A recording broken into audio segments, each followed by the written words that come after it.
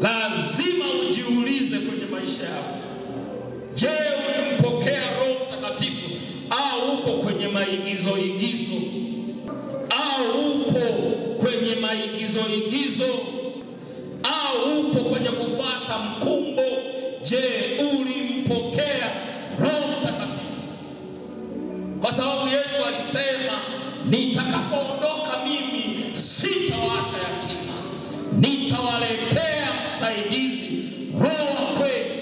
Yeye ndiye atakayewatia kwenye hiyo kweli yote. Yesu asifiwe sana. Maana yake mtu unapokuwa hujajazwa Roho Mtakatifu, wewe ni yatima. Na yatima, unajua, ni mtu ambaye anajitegemea kwa kila kitu, haijalishi wake. Maana hana wazazi, hana watu wa kumsaidia, ni mtu anayepambana mwenyewe.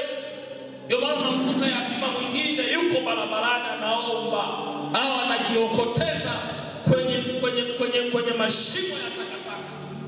Bwana Yesu asifiwe sana. Amen. Sasa ndivyo ilivyo hata katika maisha ya kiroho. Mtu ambaye hajapokea Roho Mtakatifu, huyo ni yatima, hana msaidizi. Bwana Yesu asifiwe sana. Amen. Unahitaji Roho Mtakatifu. Mwambie jirani yako, unahitaji Roho Mtakatifu. Je, ulipoamini ulimpokea Roho Mtakatifu? Au una lugha, au ulijifunza lugha, watu uliwasikia wananena na wewe ukanena? Maana lugha inatokea baada ya kumpokea Roho Mtakatifu, sio ya kujifunza, sio ya kukalili. Yesu asifiwe sana.